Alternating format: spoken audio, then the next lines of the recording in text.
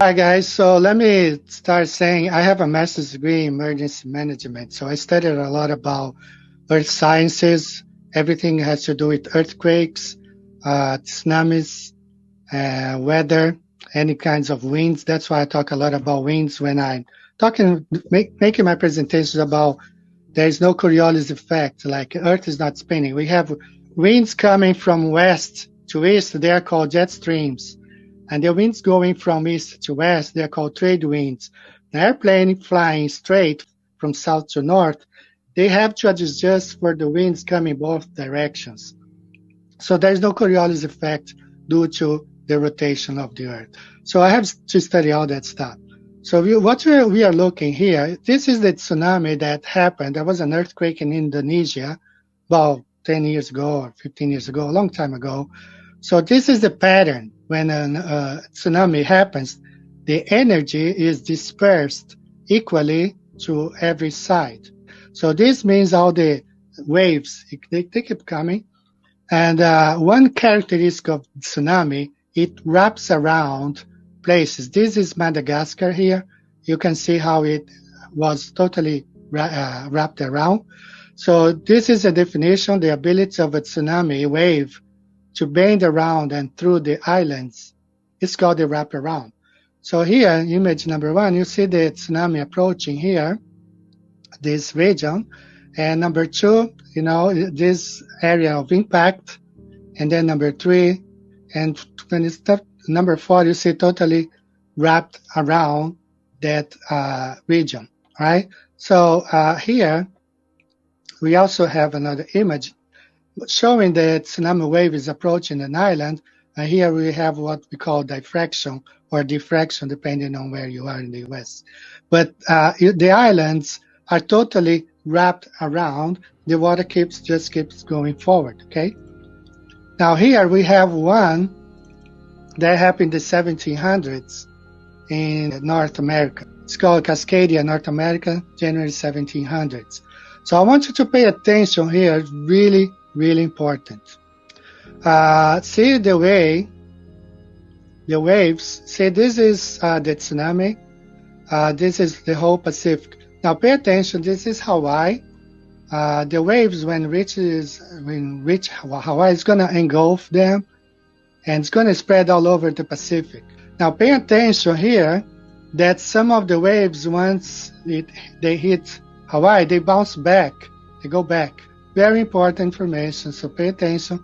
This is the earthquake happening in this region here in North America, how it spreads out all over the Pacific, reaching Australia right here. So this is the way it happens. Now let's look at this one. This one is one of the most important one for the presentation today. This happened last year in New Zealand. So pay attention how the waves are going to wrap around Australia. Now, Australia is a big continent. Okay, it's a huge continent. But you see here wrapping around Australia and it's spreading all over the Pacific. Now, the point I want to make is this one here. In 1960, we had the biggest earthquake ever to be recorded in modern history. We had a 9.5 earthquake in Chile, right here. The earth shook for 11 minutes. Now I live here in Japan. We do have earthquakes here. Several times I had to run out of the apartment because my phones all my phones start playing, like the earthquake alarm, but never lasts more than 1 minute. But can you imagine like an earthquake shaking the earth for 11 minutes? So this is how bad this earthquake was back in 1960, 9.5 Richter scale. Now, as we had just seen before, when we have a tsunami, the energy is directing now regions. So you see here the point of the earthquake and the energy going to all directions. Now, if you are smart enough, you might have seen something here. You might have noticed. This is Australia right here. This circle means Africa, and we have Antarctica here. Now, one thing that you're never going to see, let me go to this slide here real quick. So this agency, it's the National Oceanic Atmospheric Administration.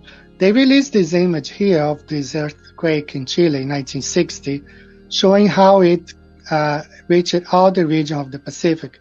But they divided the map, so you cannot see really well, understand what's going on.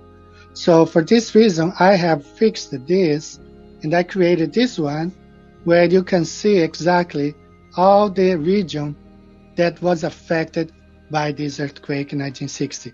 Now, there is something wrong here, and I'm going to show you in this next image right here.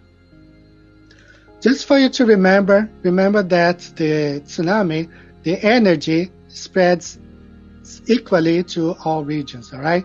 So what we don't have is a tsunami that wraps around Antarctica.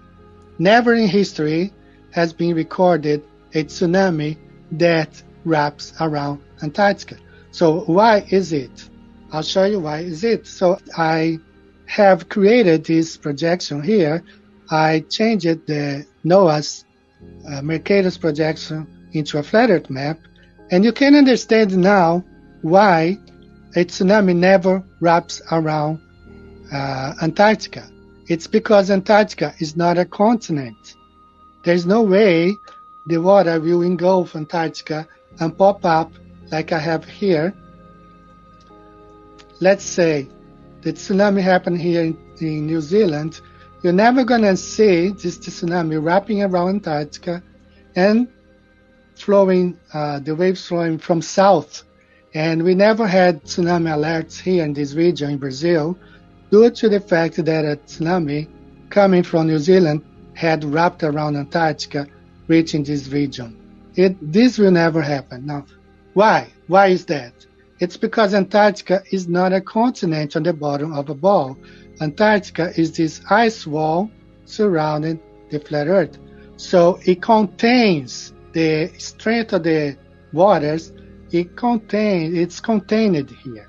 Okay, it doesn't go. For those who think there's no ice wall, well, better believe it, because that ice wall contains all the strength and the energy from these waters. And actually, if we look at this image here, it not only contains, but it bounces back.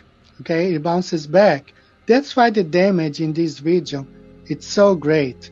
All right, for you to have an idea, this 1960 earthquake in Chile, the tsunami took 16 hours and destroyed Hawaii, and another 8 hours it reached Japan. So the next day, we had a lot of devastation here due to the fact that a day before, these waves were traveling and reached Japan right here, but it never wrapped around Antarctica. All right, so I'm going to show here the animation of this 1960 earthquake. And this also I put together because that's not the way they do it, but I put it together. So you're going to see here that it's contained. Antarctica contains, it's like contains the Earth's, the waves and the impact, the energy within the Pacific Ocean.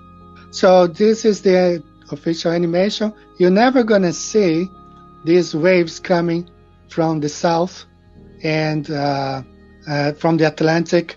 It never wraps around Antarctica because Antarctica is not this continent on the bottom of the ball.